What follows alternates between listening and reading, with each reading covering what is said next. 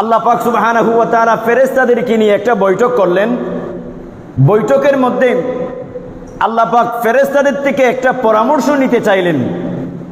আমি পৃথিবীর বুকে মানুষ সৃষ্টি করতে চাই। তখন ফেরেশতারা বাধা দিয়েছিল।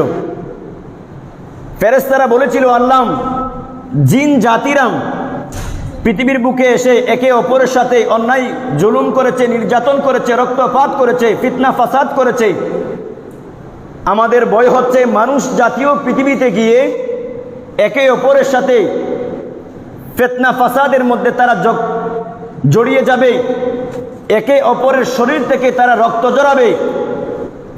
তারা বাধা দিয়েছিল, আল্লাহ, আপনার ইবাদতের জন্য আমরা ফেরেশতারাই সদা সর্বদা নিয়োজিত আছি, আমরা ফেরেশতারাই আপনার ইবাদতের জন্য যথেষ্ট। এই কথা যখন ফেরেশতারা বলেছিল, তখন আমার আল্লাহ পাক সুবহানাহু ওয়া তাআলা ভীষণ রাগান্বিত হয়েছিলেন।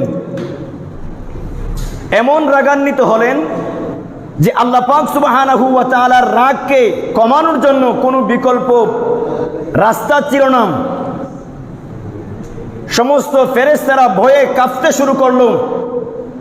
একটা পর্যায়ে তারা আল্লাহ পাক সুবহানাহু ওয়া তাআলার আরশের চতুর্দিকে তারা, যেই রকম ভাবে আমরা হজের মধ্যে গিয়ে কাবা শরীফের তাওয়াফ করি, কাবা শরীফের চতুর্দিকে আমরা ঘুরি, এইরকম ভাবে ফেরেশতারা আল্লাহর আরশে আজিমের চতুর্দিকে তারা ঘুরতে শুরু করেছিল।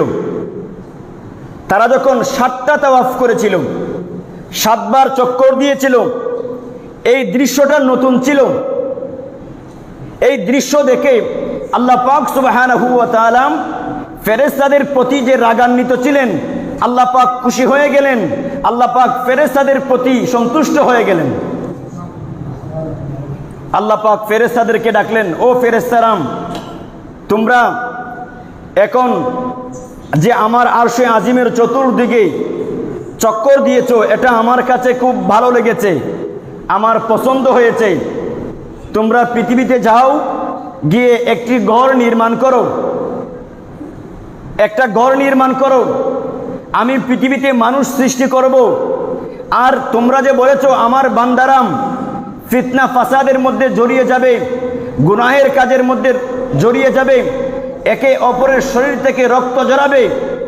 আমার যেই সমস্ত বান্দারাম গুনাহ করবার পরে এই ঘরের মধ্যে এসে এখন যেই রকম ভাবে তোমরা আমি আল্লাহর আরশে আজিমের চতুর্দিকে 7টি চক্কর দিয়েছো, আমার বান্দারা এসে যখন আমার এই ঘরের মধ্যে 7টা চক্কর দিবে, আমি এখন যেই রকম ভাবে আমি আল্লাহ তোমাদের উপর রাজি হয়ে গিয়েছি, তোমাদের উপর সন্তুষ্ট হয়ে গিয়েছি, আমার বান্দাদের প্রতিও আমি আল্লাহ এই 7 চক্কর কাবার মধ্যে দেওয়ার মাধ্যমে আমি আল্লাহ আমার বান্দাদের প্রতি রাজি এবং খুশি হয়ে যাব, এবং তার দ্বারা যেই সমস্ত গুনাহ সংগঠিত হয়েছে আমি আল্লাহ সমস্ত গুনাহ মাফ করে দিব। আমরা যে তাওয়াফ করি, এই তাওয়াফের ইতিহাস নতুন নয়, বরং পৃথিবীতে কাবা শরীফ সৃষ্টির আগে সর্বপ্রথম ফেরেশতারা আল্লাহ পাক সুবহানাহু ওয়া তাআলার আরশে আজিম তাওয়াফ করেছিল। এই তাওয়াফের দৃশ্যটা আল্লাহ পাকের কাছে খুবই ভালো লেগেছে।